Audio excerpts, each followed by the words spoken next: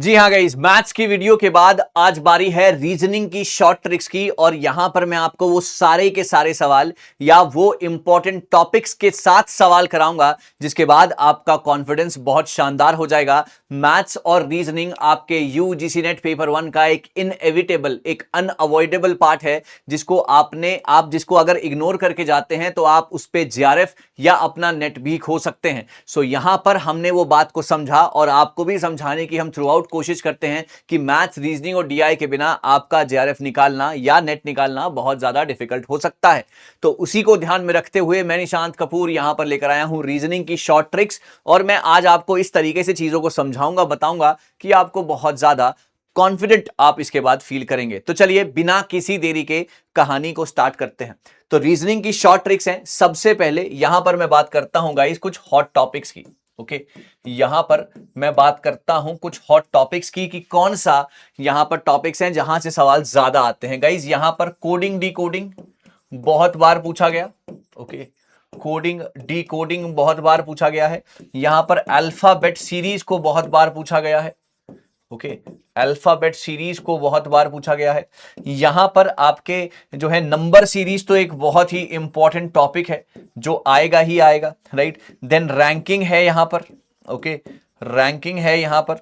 उसके बाद आपको सिलॉगिज्म भी कहीं ना कहीं देखने को जरूर मिलता है। ओके, सिलॉगिज्म भी देखने को जरूर मिलता है और इसके ऊपर मेरी वीडियोस अवेलेबल हैं। आप मेरे नाम coding decoding by Nishant sir अगर आप डालेंगे तो आपको वहां पर जरूर दिख जाएगा, लेकिन स्टिल हम यहां पर भी करेंगे। ओके, और उसके बाद आपको जो है यहां पर सिलॉगिज्म है, रैंकिंग है, डायरेक्शंस है।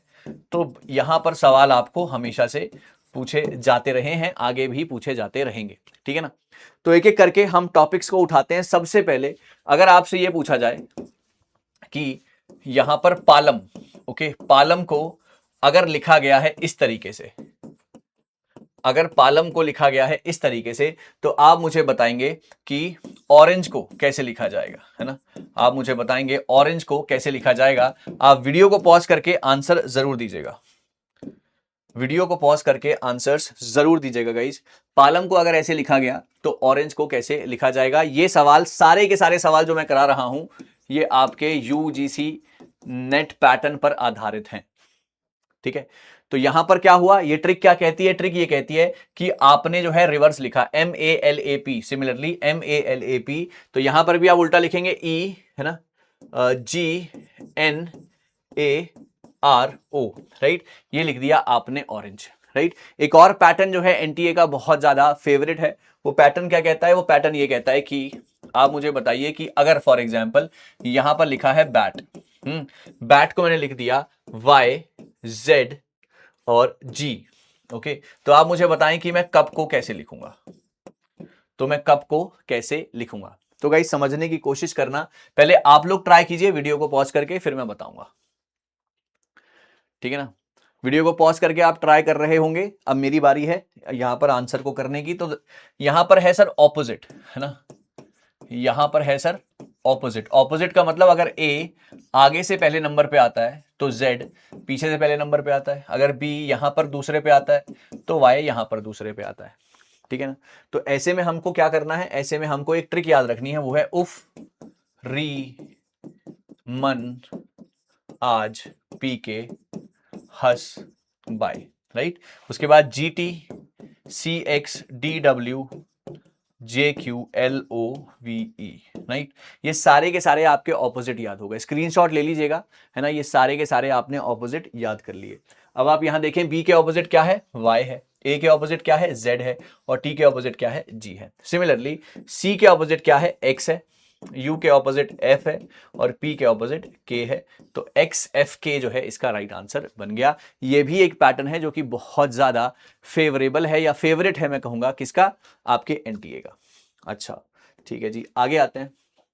यहां पर अगर हम बात करते हैं अल्फाबेट सीरीज की, अल्फाबेट सीरीज ये कहती है कि अगर यहां पर लिखा है B, है ना, B4, ओके, C, अगर यहां पर लिखा है B4 C9 D16 तो यहां पर क्या आएगा, है ना, B4 C9। और आप यकीन मानिएगा कि ये आपके पेपर में आया हुआ सवाल है ना, आप यकीन मानिएगा कि ये आपके पेपर में आया हुआ सवाल है। ट्राई कीजिएगा सभी लोग वीडियो को पॉज करके।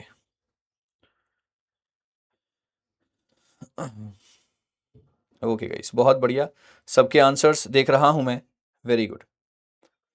जी हाँ, तो यहां पर अगर हम देखते हैं तो सर बी आता है दूसरे नंबर पर, तो यहां पर 2 का स्क्वायर। सिमिलरली सी आता है तीसरे नंबर पर 3 का स्क्वायर, 4 नंबर पर 4 का स्क्वायर, 5 पर आता है ई, यहां पर आएगा 25। ठीक है ना। चलिए एक और सवाल है मेरे पास, एक और सवाल है मेरे पास। यहां पर हम कह रहे हैं कि लिखा है B L, okay, B L F P, B L F P J T, okay, J T dash R B V F, R B V F. कीजिएगा इस सभी लोग right answers quickly. B L F P J T dash R B V F, क्या लग रहा है right answer क्या हो सकता है बच्चों? ठीक है ना। अब यहां पर क्या करेंगे, हम देखने की कोशिश करेंगे कि कैसे कर सकते हैं। सर ये आता है 2 पर, ये आता है 4 पर, ये आता है 6 पर, है ना। 2 4 नहीं, क्षमा कीजिएगा, ये आता है 2, ओके, ये आता है 2 पर, ये आता है 6 पर, ये आता है 10 पर, जी है ये आता है 10 पर। तो हर बार क्या हो रहा है, प्लस का 4 हो रहा है। ओके, 10 में अगर मैं प्लस का 4 जोड़ूंगा तो एन पर आएगा, 14 पर एन आता है तो एन आ गया। ठीक है, बिल्कुल ठीक है। अब ये आता है 12, ये आता है 16, ये आता है 20, ओके। तो यहां से यहां पर प्लस का 4, देन प्लस का 4, देन प्लस का 4, 20 में 4 जोड़ूंगा 24, 24 पर आएगा x, आपका आंसर हो जाएगा nx। तो सबसे बढ़िया यहां पर क्या है कि आपको अल्फाबेट के नंबर्स याद करने हैं। सबसे बढ़िया क्या है यहां पर, आपको अल्फाबेट के नंबर्स याद करने हैं। नंबर्स कैसे याद करने हैं जरा देखिए। ए आता है 1 पर, है ना, जेड आता है 26 पर, सेंटर में आता है M, that is at 13, right. उसके बाद E J O T Y, this is at 5, then 10, 15, 20, 25। ठीक है बच्चों, ये हो गया। अब आप इसके आसपास के नंबर्स, अगर मैं पूछूंगा कि L कौन से नंबर पे आता है, तो आपको पता है J 10 पर तो L 12 पर। W कौन से नंबर पे आता है, अगर Y 25 पर W 23 पर। अगर मैं पूछूंगा U तो T 20 पर U 21 पर। तो इस तरीके से आप चीजों को याद रख सकते हैं। ठीक है ना। अच्छा जी, एक आता है आपका रैंकिंग का सवाल आता है, रैंकिंग का सवाल आता है। देखो अगर A, ये सवाल आपके पेपर में आया हुआ है, अगर A आगे से 20th पर है ना, फ्रॉम दी राइट, ओके, और फ्रॉम लेफ्ट जो है, फ्रॉम लेफ्ट जो है ए जो है फॉर एग्जांपल 14th पर है। आप मुझे बताइए क्लास में टोटल कितने बच्चे हैं। तो जब भी टोटल निकालने को आएगा बच्चों, जब भी टोटल निकालने को आएगा, आप क्या करेंगे, आप करेंगे राइट प्लस लेफ्ट -1, यानी कि 20 प्लस 14 -1, योर आंसर इज 33। और इसी के विपरीत अगर आपसे पूछा जाए टोटल क्लास में है, टोटल क्लास में है 50 बच्चे, और ए टॉप से है ना, ए टॉप से है गाइस 24th पर, आपको बताना है बॉटम से कितना होगा, आपको बताना है बॉटम से कितना होगा। ठीक है ना। ये फॉर्मूला है टोटल निकालने का बच्चों। अब अगर रैंक निकालनी है तो आप क्या करेंगे, टोटल माइनस में रैंक गिवन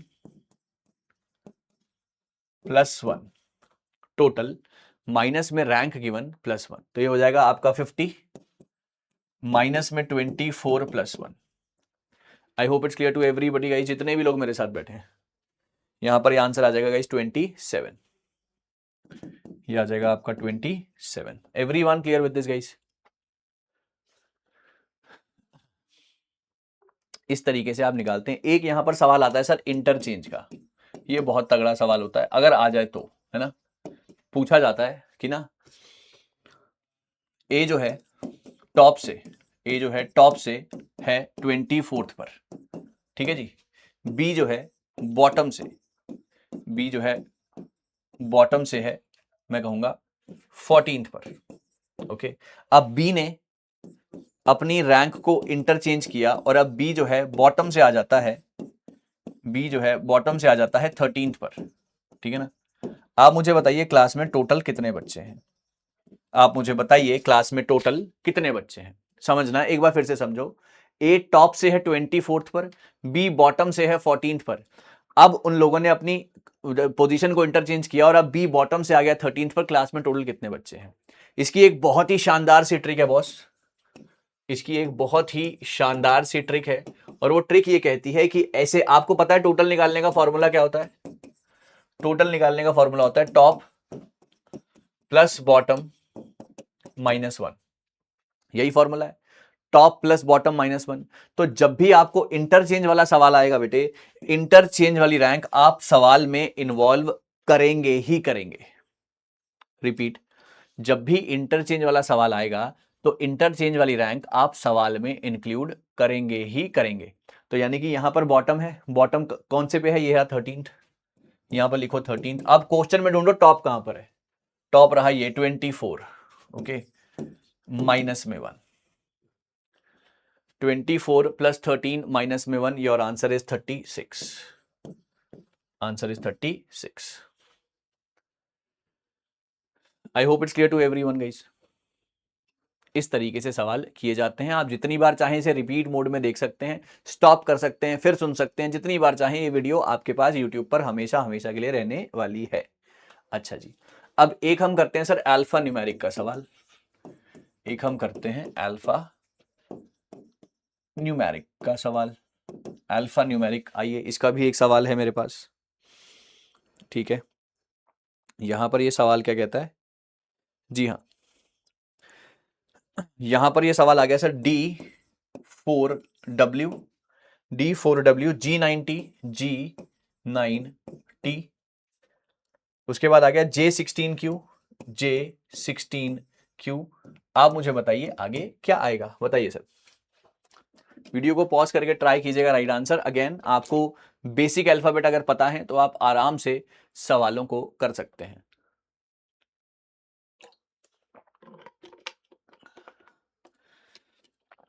बेसिक चीजें अगर आप जानते हैं तो आप सवालों को आराम से कर सकते हैं। तो अगर हम यहां पर देखें सर, डी कौन से नंबर पे आता है? 4 पर आता है। Then this is at 7, then this is at 10, 4 7 10, हर बार 3 का गैप। तो यहां पर 13 पर क्या आएगा बेटे? एम आएगा। 13 पर क्या आएगा? एम आएगा। ठीक है जी, ये आपका 2 का स्क्वायर है, ये आपका 3 का स्क्वायर है, ये आपका 4 का स्क्वायर है, अगला वाला आएगा आपका 5 का स्क्वायर, ये आएगा M25। मैं बिना ऑप्शन के दिखा रहा हूं ताकि आपको करना आ जाए, वहां पे ऑप्शंस होंगे तो आप और आसानी से कर सकेंगे। W आता है 23 पर, ये आता है 20 पर, ये आता है 17 पर। अगेन आप देख रहे हैं माइनस का 3 है, तो 17 में 3 माइनस करेंगे 14, 14 पर आएगा N, तो आंसर हो गया M25N। ठीक है बच्चों, M25N।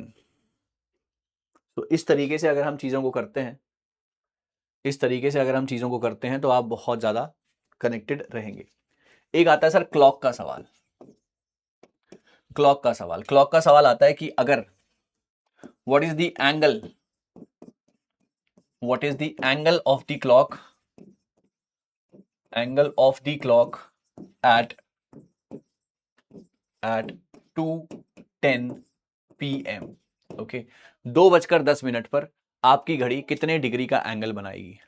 2:10 पर आपकी घड़ी कितने डिग्री का एंगल बनाएगी? तो एंगल निकालने के लिए बच्चों, एंगल निकालने के लिए गाइस आपकी जो है एक फॉर्मूला है जो कि सदाबहार है, 30H minus 11/2 minutes, 30H minus 11/2 minutes, ठीक है ना।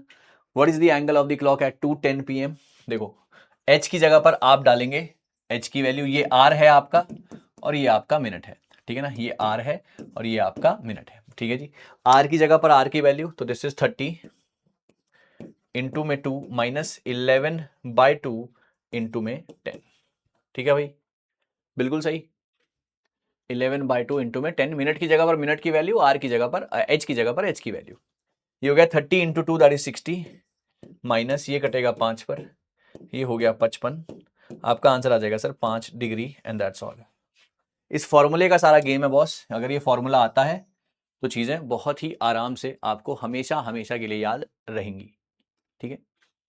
एक सवाल कैलेंडर का भी बड़ा फेवरेट है, एक सवाल कैलेंडर का भी बड़ा फेवरेट है। कैलेंडर का सवाल ये कहता है कि आप मुझे बताइए 2019 जैसा सेम कैलेंडर दोबारा कब आएगा? 2019 जैसा सेम कैलेंडर दोबारा कब आएगा, ये आपसे पूछा जाता है हमेशा। इसी तरीके के सवाल जो है पूछे जाते हैं हमेशा।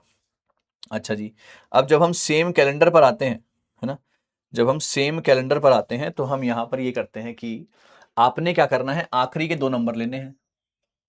आपने क्या करना है, आखिरी के 2 नंबर लेने हैं। ये आ गया 19, इसको आपने करना है 4 से डिवाइड।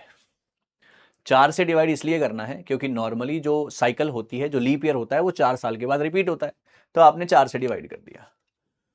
4 4 आ गया बेटा 16, आपका रिमाइंडर आ गया 3। अगर तो आपका, ध्यान से सुनना, अगर आपका रिमाइंडर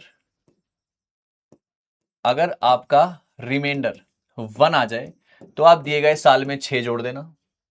अगर रिमाइंडर 2 या 3 आ जाए तो आप 11 जोड़ देना, और अगर 0 आ जाए तो आप 28 को जोड़ देना। ठीक है ना। तो यहां पर रिमाइंडर क्या आया, 4 4 16, रिमाइंडर आया 3, तो आपने जोड़ा 11। तो 2019 में जब आप 11 जोड़ेंगे तो आपका आएगा 2030। That is the answer guys. I hope it's clear to everyone guys. बात सभी को समझ में आ गई होगी। एक आता है बच्चों आपका सिलॉगिज्म का सवाल।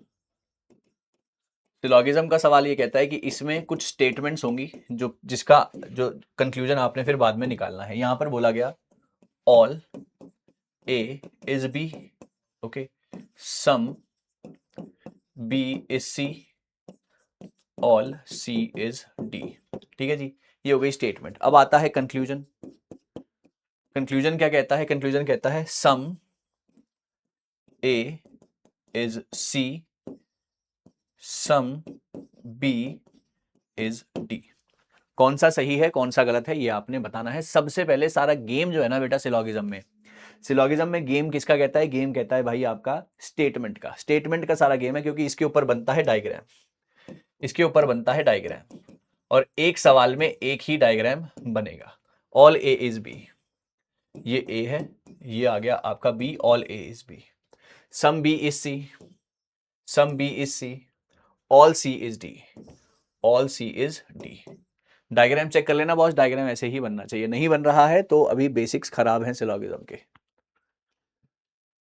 नहीं बन रहा है अगर तो बेसिक्स खराब हैं सिलॉगिज्म के, तो दिस इज इट। अब आपने क्या करना है, अब आपने ये डायग्राम बनाकर कंक्लूजन से डायग्राम को चेक करना है। Some A is C, sir ये है ए, है ना, ये है आपका ए और ये है आपका सी, इसमें कोई कनेक्शन नहीं है, देखते ही क्रॉस मारो। ठीक है। Some B is D, sir ये आपका बी है, ये आपका बी है, और ये वाला जो है आपका डी है, तो इन दोनों में जो है यहां पर क्रॉस कनेक्शन हो रहा है। Some B is D is right sir, आपका ऑप्शन आएगा ओनली 2, आपका ऑप्शन आएगा ओनली 2।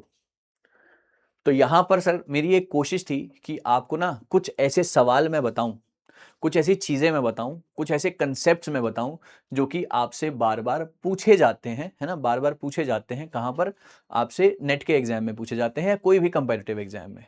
तो मैंने कुछ क्वेश्चन पिक किए, हैंड पिक किए कि यार ये वाले सवाल एनटीए ज्यादा पूछता है, तो आप इसके इर्द गिर्द और ज्यादा प्रैक्टिस कीजिए, है ना। आपको पीडब्ल्यू पे सब कुछ अवेलेबल है, और मैंने आपको क्लास में एआई जेमिनाई का इस्तेमाल करना भी सिखाया, वहां से भी आप मैथ्स और रीजनिंग के सवाल निकाल सकते हैं, राइट।